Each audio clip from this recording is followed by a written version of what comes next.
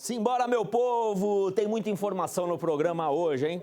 Da nossa região, principalmente. Vítima de sequestro relâmpago é libertada pela Guarda Municipal de Campinas depois de uma perseguição. E tem matéria exclusiva aqui no programa. Vamos conhecer como funciona um centro de inteligência de um guarda municipal do nosso interior do estado. E muito mais, agora aqui no programa Voz da População. Solta a vinheta aí.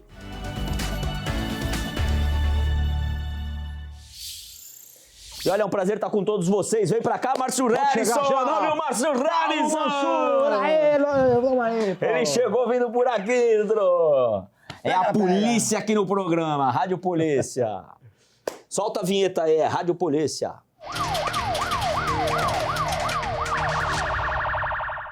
E Márcio Harrison, você satisfação em ver, meu amigo. Tem relação com os delegados, né? O crime organizado está querendo tomar conta, mas a polícia não está deixando. Mas eles estão vindo para cima, hein, Márcio? Exatamente. A Polícia Civil, a Polícia Militar, as Forças de Segurança, principalmente a Polícia Federal, que é a Polícia de Fronteira, como você falou, inclusive, nos programas anteriores, Paulo, está fazendo um estudo, o setor de inteligência está bem aguçado, justamente, principalmente fronteiras secas. Tem a fronteira molhada, que por exemplo, os oceanos, e a fronteira seca, que é quando você faz uma divisa, que nem fosse o muro de uma casa para outra em relação a outros países. Porque no Brasil, por exemplo, não tem cocaína, não pega o pé de cocaína. Mas, lamentavelmente, o Brasil é um dos maiores consumidores de cocaína do mundo. Tá? Quando não, passa pelos nossos portos, Porto de Santos, por exemplo, maior porto da América Latina, e acaba chegando na Europa e em vários países do mundo, né, Paulo? Olha só, nosso programa hoje aqui, a gente vai falar sobre ação importante, vamos falar agora, né? Realizada pelos policiais civis da DIG, da cidade de Limeira, que desarticulou uma quadrilha de roubo e furto de caminhonetes. É muito importante a gente mostrar no programa isso, né? Porque eles vêm agindo em todo o interior paulista.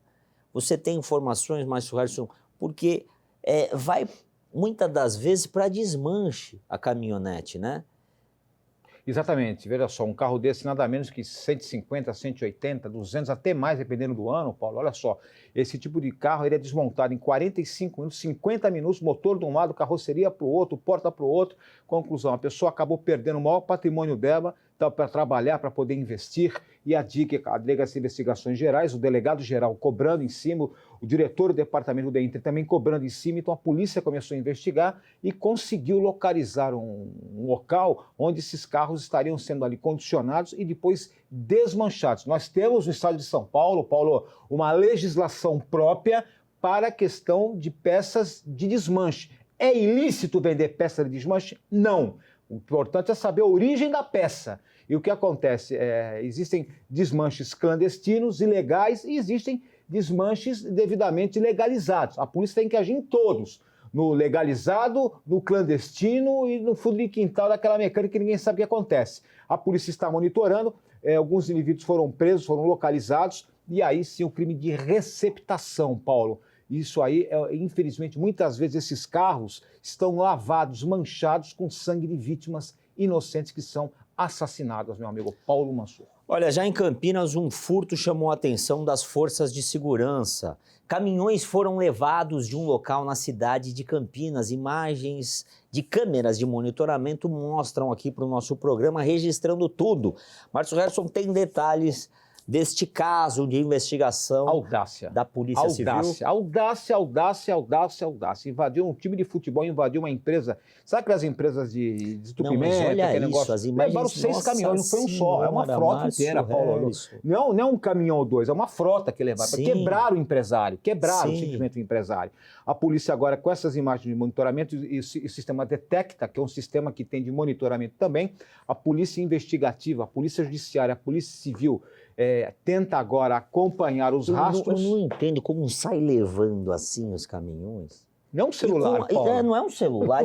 E assim, não tem câmera na cidade para ele chegar até onde ele levou os Existem algumas ferramentas que hoje, entre elas o Detecta, é uma ferramenta que a Polícia Civil tem, e também as câmeras inteligentes das rodovias, Paulo, que vão deixar lá o rastro ali. Esse caminhão passou aqui tal hora, tal dia, e enfim, aí existe uma possibilidade da polícia... Olha, por aqui tá, se ele entrou na cidade e não saiu, mas tem cidades, Paulo, que tem vários quilômetros de extensão, vários sítios, fazendas, e muitas vezes não existe a possibilidade. Agora, um caminhão desse é nada menos que 300, 400 mil reais, com bomba e tudo, meia dúzia de carros desses, você está dando um prejuízo de mais de 2 milhões de reais, E a gente Paulo. está falando da cidade de Campinas, hein? Isso. É uma metrópole, né, Paulo? Principais cidades do Brasil. Mais de 1 milhão de habitantes. Sim. Agora vamos com mais informações do nosso estado de São Paulo aqui no programa Voz da População, porque vem Giro Cidades com os nossos repórteres. Fala aí com a gente.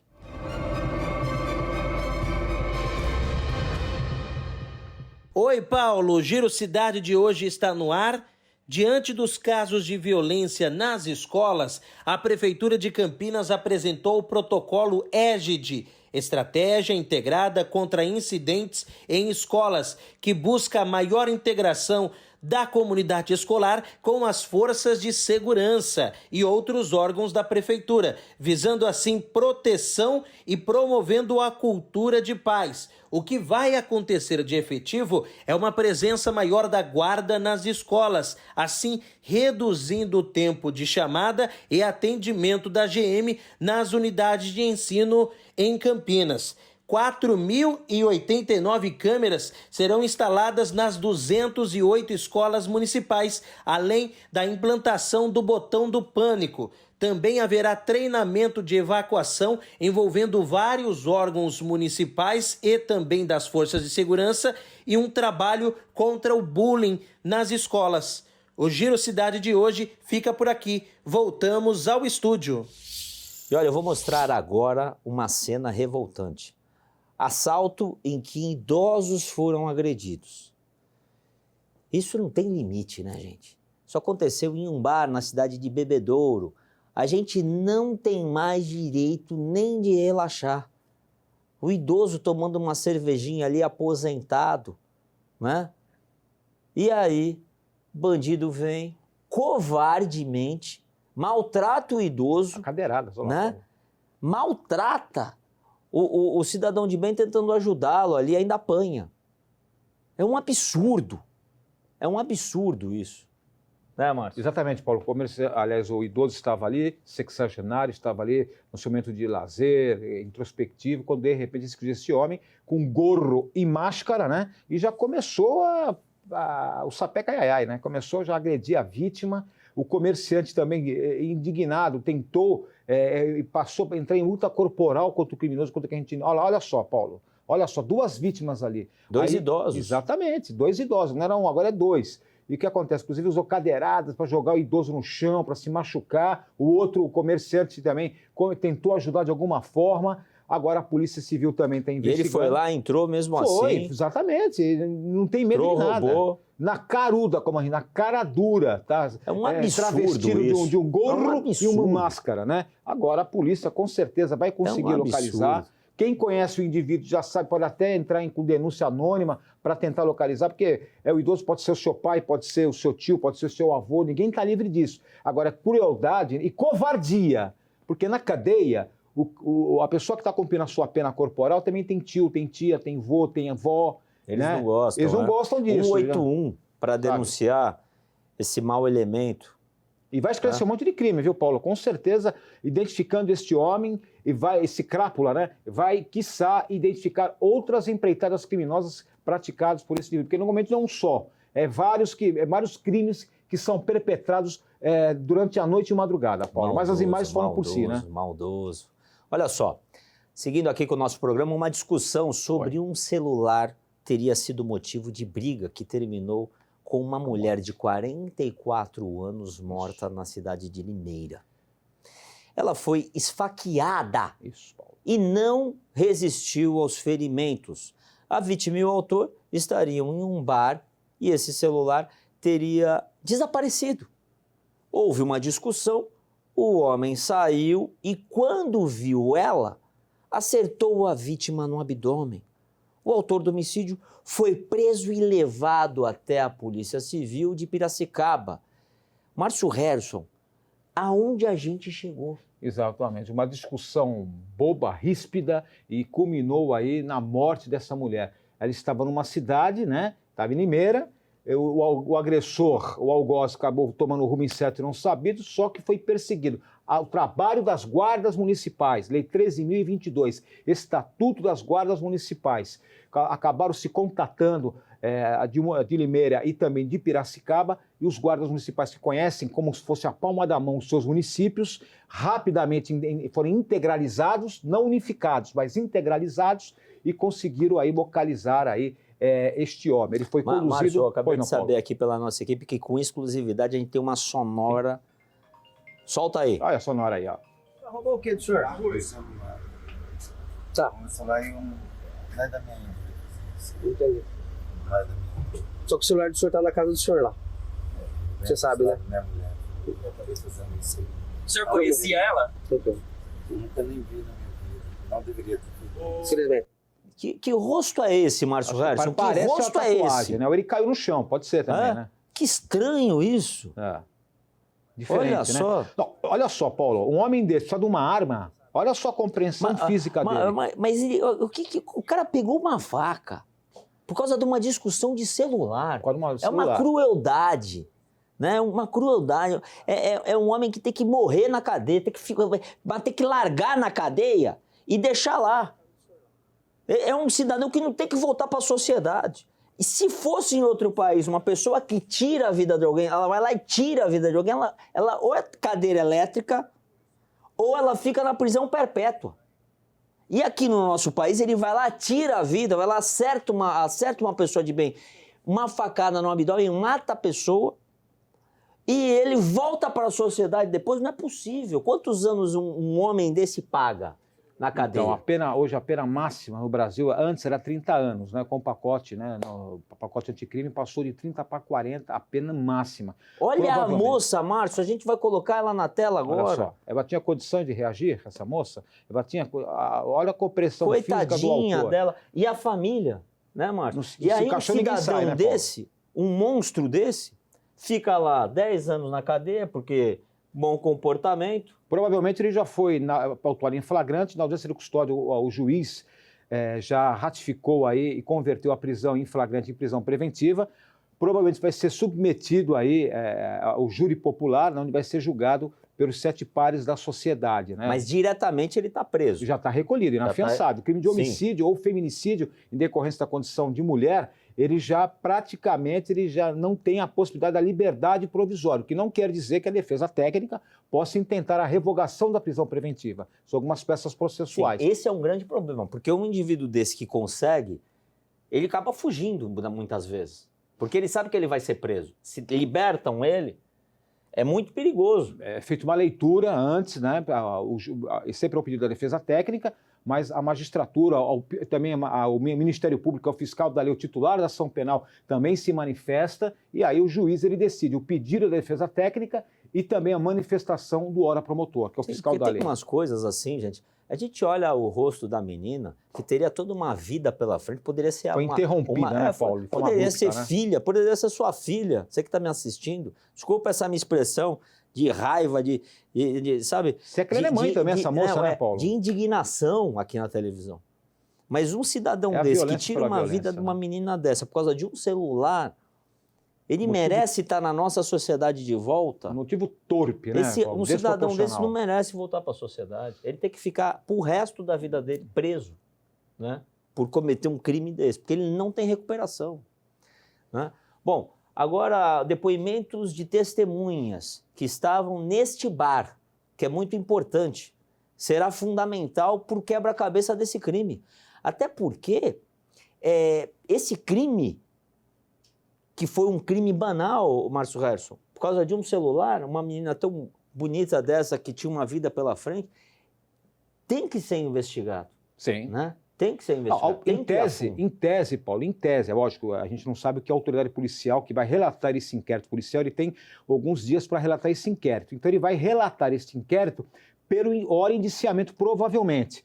Esse indiciamento, ele vai para o fórum e ali se transforma no processo. Aí sim, o Ministério Público, que é o fiscal da lei, como eu disse, ele tem 5 dias para oferecer a denúncia. O magistrado recebendo esta denúncia, aí começa a relação processual. Ele é citado, fica como réu aguardando Sabe que o júri no Brasil ele é bifásico, Paulo. Ele tem um primeiro momento, que é a pronúncia, que é o chamamento do réu para o tribunal do júri, e aí sim é um novo processo, onde de um lado a defesa técnica, do outro lado o Ministério Público e 7 jurados que vão decidir aí pela permanência ou não dele no presídio. Olha, é um absurdo. Bom, agora vamos exibir a reportagem exclusiva aqui no programa Voz da População sobre a chegada da Polícia Penal nas escoltas dos presos. Mas antes, eu vou dar um recadinho para você, a gente já mostra com exclusividade isso aqui no programa Voz da População. Rapidinho. Agora deixa eu trazer aqui um recado da Vamos Sorrir. Eu sempre falo da Vamos Sorrir aqui no programa, vocês sabem que eu sou fã número 1 da clínica. Mas agora olha só esse depoimento da paciente Maria, que conheceu a Vamos Sorrir aqui com a gente no programa Voz da População, procurou a clínica e teve seu sorriso transformado. Olha só. Eu resolvi fazer um implante, eu tinha acabado de fazer uma cirurgia de câncer. 2 meses depois eu resolvi entrar na clínica assim do nada, fiz o implante. Tô amando, pessoal que são uma bênção, todo o pessoal são maravilhosos, podem vir. O tratamento é perfeito, não tenho nada o que reclamar. São super maravilhosos mesmo, bênção de Deus, eu amo. Faça como a Dona Maria, agende você mesmo a sua avaliação. Entre em contato agora no site www.vamossorrir.com.br ou pelo QR Code que está aí na sua tela. Você já entra lá no WhatsApp 11 97538 3192, sem nenhum compromisso, só para você conhecer melhor como funciona a Clínica Vamos Sorrir, que eu falo todos os dias aqui no programa.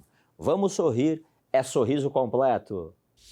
Bom, e agora a gente vai exibir uma reportagem exclusiva aqui no programa Voz da População sobre a chegada da Polícia Penal nas escoltas de presos. Fabrício Fernandes conta agora com exclusividade aqui no programa detalhes sobre isso. Olha só. É isso mesmo, Paulo Mansur. Estou aqui dentro do Complexo Penitenciário Campinas Hortolândia para mostrar a chegada da Polícia Penal realizando escoltas, viaturas aqui preparadas para atender a população paulista, realizando as escoltas, tirando desse trabalho da Polícia Militar, que vai estar livre para realizar patrulhamento.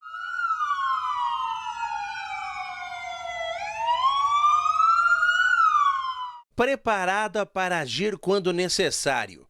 Este é o lema da equipe da Polícia Penal.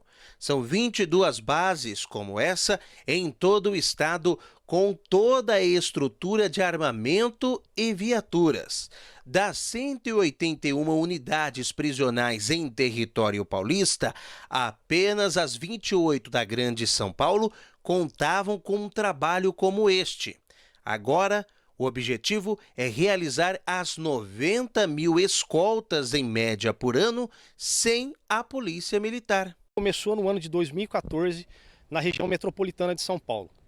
Com isso, com essa expansão, nós teremos um grupo especializado da Secretaria da Administração Penitenciária, que são os agentes de escolta e vigilância penitenciária. Com isso, também libera os policiais militares que outrora faziam esse serviço para o patrulhamento ostensivo na nossa região. O governo de São Paulo realizou um investimento em 50 milhões de reais para a aquisição de 191 novas viaturas como esta e também a compra de armas específicas. Mais de 1.500 agentes foram efetivados para o serviço.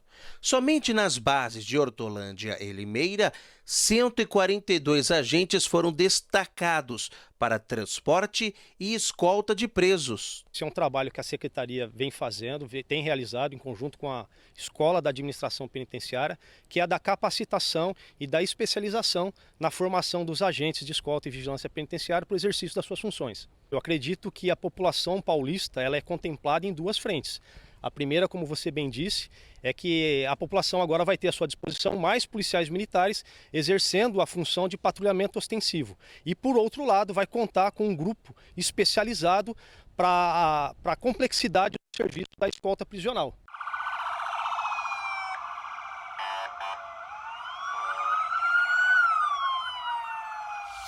E olha, uma ótima iniciativa da Secretaria de Administração Penitenciária de São Paulo.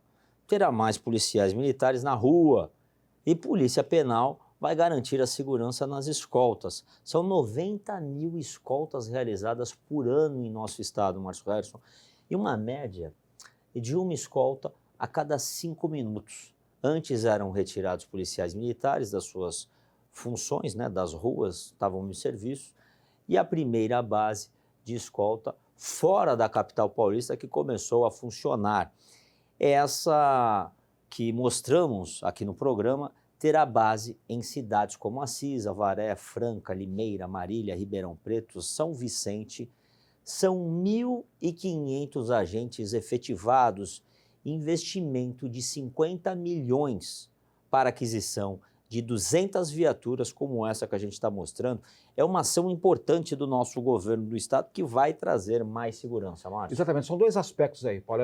Era uma reivindicação antiga da SAP, dos funcionários da SAP, Secretaria de Assuntos Penitenciários, com a Polícia Penal. O que muda? São duas situações. Primeiro, desafoga a questão da escolta de presos que era patrocinada pela Polícia Militar. A Polícia Militar volta para o patrulhamento extensivo e preventivo, que é o mistério dela, e aí a Polícia Penal assume. Mas o mais importante também, Paulo, além disso, que é o poder de polícia que será dado para os agentes da Secretaria de Assuntos Penitenciários. Mas o que vem a ser esse poder de polícia? O guarda penal ele vai poder prender em flagrante, Paulo. Qualquer um do povo pode prender, a polícia deve, é obrigação da polícia. Então, hoje, o agente penitenciário da SAP ele vai poder prender e autuar em flagrante.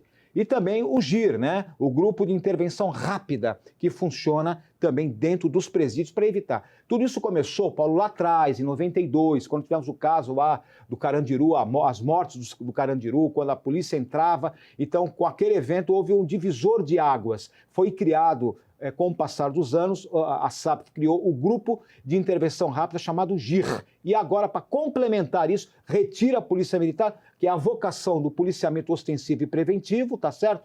E a SAP vai fornecer essa escolta. Muito embora a escolta diminuiu bastante, Paulo. E por quê? Com as audiências online hoje, a videoconferência, é muito comum o juiz estar em contato com a defesa, com o réu que normalmente está preso no presídio, economiza combustível, economiza seres humanos, economiza a questão, muitas vezes nas cidades você vê aquele comboio do caminhão da SAP, viatura atrás, diminuiu bastante, mas existem audiências que há necessidade de estar frente a frente com o magistrado, Paulo. A gente vai mostrar um caso do tráfico caindo e a Polícia Militar Rodoviária agindo nas estradas paulistas. Mega apreensão de maconha. 3 toneladas da droga estava num caminhão na rodovia Castelo Branco e Santa Cruz do Rio Pardo. Olha só essas imagens. Márcio Herson, essa rodovia faz parte da rota caipira do tráfico de drogas, né, Márcio? Exatamente. Tático ostensivo rodoviário, que é a força tática das rodovias, como eu disse, né? Provavelmente uma fundada suspeita, né? Parar esse caminhão, o motorista já começou a ficar nervoso, ali tinha alguns materiais recicláveis, aquele negócio de vidro, justamente para dificultar, mas quando os rodoviários, com a sapiência que é peculiar, acabaram realizando, descobriram aí, não foi muito difícil também, né? Mas é bastante droga, são 3 toneladas.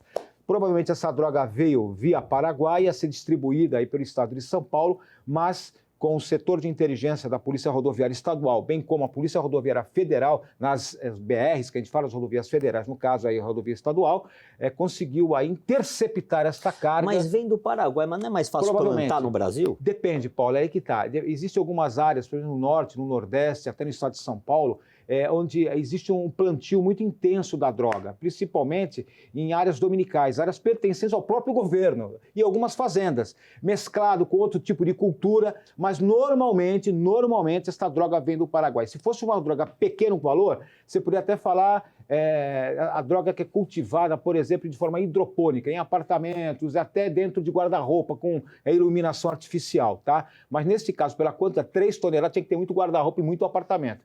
Mas, nesses casos, normalmente, pela quantidade, pela forma que é embalada, Paulo, você pode voltar as imagens lá com o Léo e a equipe, você vai ver, olha só, ela precisa de uma indústria, né? Ela precisa de um preparo especial, prensas industriais mesmo. Para quê?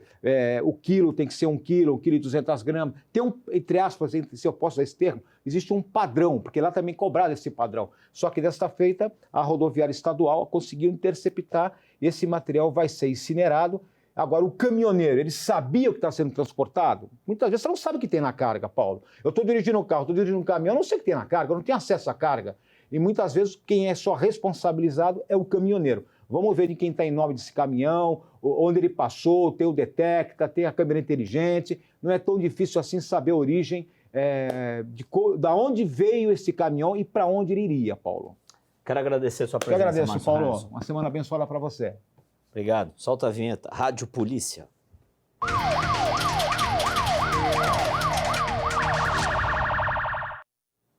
E olha, a gente vai para um rápido intervalo. É rapidinho. Não saia daí.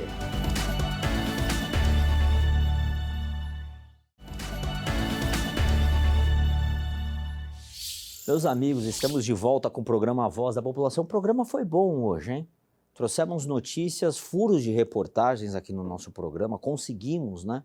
Através do Fabrício Fernandes, que é o nosso repórter, através do Bruno Calegari, que também é nosso repórter. Tivemos a participação do Márcio Harrison, ele que tem acesso às delegacias e trouxe informações pertinentes aqui para o nosso programa sobre as ações da Polícia Civil, Militar e Federal dentro do nosso estado de São Paulo.